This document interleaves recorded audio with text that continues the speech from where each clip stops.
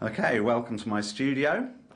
It's actually not sort of very studio-like. It's basically just a sort of downstairs bedroom, but all the gear is piled in. So there's no acoustics. It sounds pretty terrible, but I think you can mix in any room as long as you're just used to the sound. And I've only just moved in, so I'm not used to the sound. So everything sounds terrible, but uniformly terrible.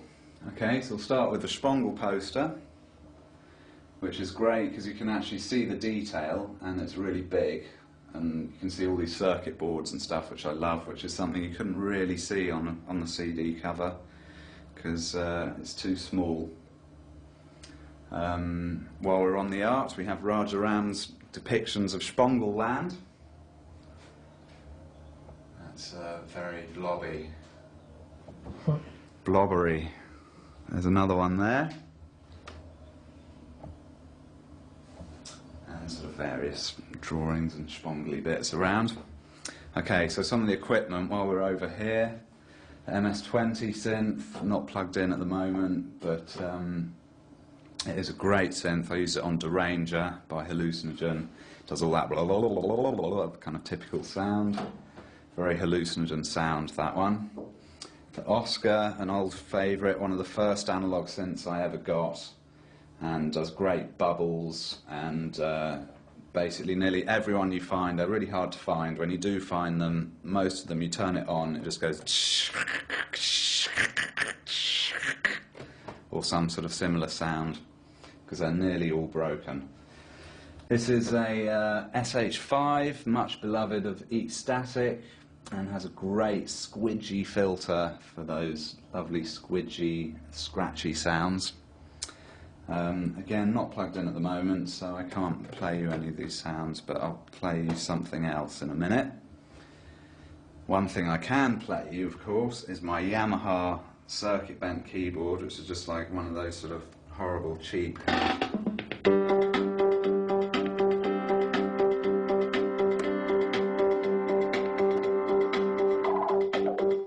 one of those sort of synths. You get the idea. But it's been circuit bent by this guy called Paul, who basically takes them apart and sticks a load of these sockets on it. I don't know if you can see these phono sockets here.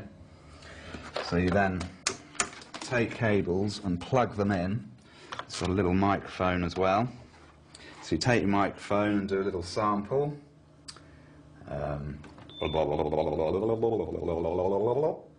Is that there? Hello? Is that there? I'll do that a bit louder. Hello, hello, hello, hello. Is that hello, hello, hello? Is that hello, hello, hello? And then you plug in these things sort of fairly randomly and hello, hello, hello, hello. Is that hello, hello, hello? Is that hello, hello, hello? Is that hello, hello, hello? Is that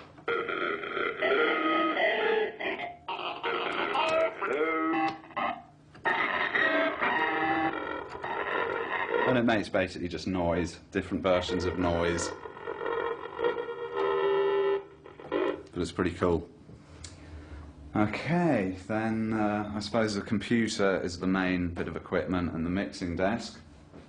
So coming around here, the computer, Shpongle mouse mat, highly recommended, and coloured mouse.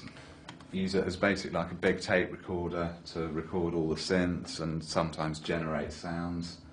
So for example, you have a kick drum here, you can see the waveform. If I play it, there's a kick drum, and then you can put plugins on it and stuff. I've got this UAD card, which is one of my favourites, where you can put stuff like this old Roland Space Echo is a good one. It looks just like the real thing. Mind Melder, there we go.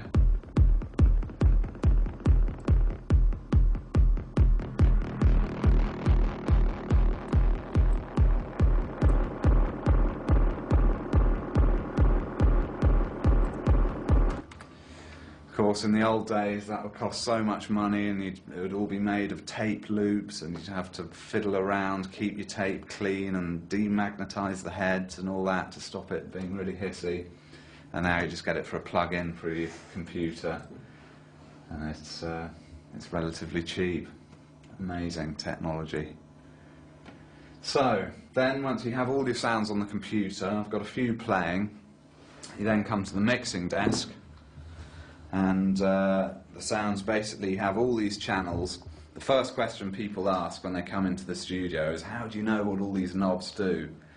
And the answer is it's very easy, because they all do the same thing. So you have 32 channels of exactly the same thing. So if I show you one channel, what one channel does, then you'll be able to work a mixing desk. So we'll start with this sort of bass sound that I've got here.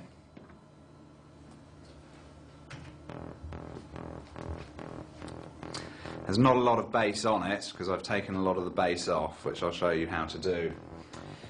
But, okay, so we're dealing with this channel, channel 6, which goes all the way down here. Starting at the bottom, we have the fader here, which is obviously the level, the volume. You have panning, so you can turn it left to right.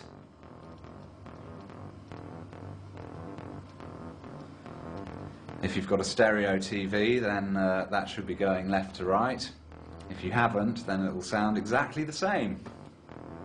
And shame on you, you should get one. Okay, moving up to here, these are more just level controls for more things coming in, so we'll ignore them. It's just like another one of those. Then you've got, this is basically like a very sophisticated treble and bass control on your hi-fi, but a lot more complicated. So you can, if you want to add bass, you just turn this bass up.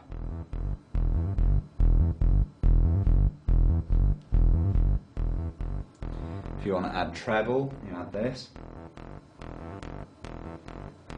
Which again, if you've got a crap TV, you probably can't hear anything. It serves you right.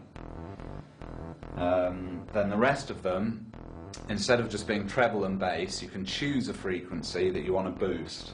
And you can use this creatively by choosing a frequency quite low, boosting it, and then you sweep that frequency.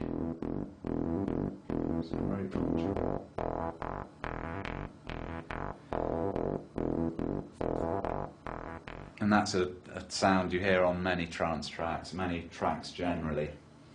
And these buttons up here, they're basically sending out to effects. Over here, I have a whole rack of lovely, beautiful effects like echoes, reverbs, all kinds of sort of, they're like the magic dust you put on stuff. And so on the mixing desk, these controls just sends to them. So if you combine all that, you can sweep the frequency, send it to some echo,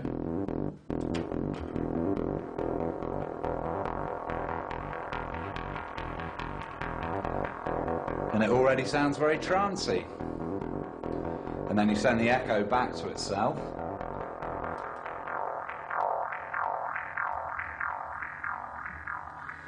And then also, each channel also has an on and off button, so you can bring everything in. So this is basically what I do in my live sets, is you have all these channels separate, all these sounds are playing, you can see every green light here has got a sound underneath it, and I'm just going to switch them in and out, send them to the echo, feed the echo back, send them to different effects, control the levels, and you can sort of like build a tune out of silence.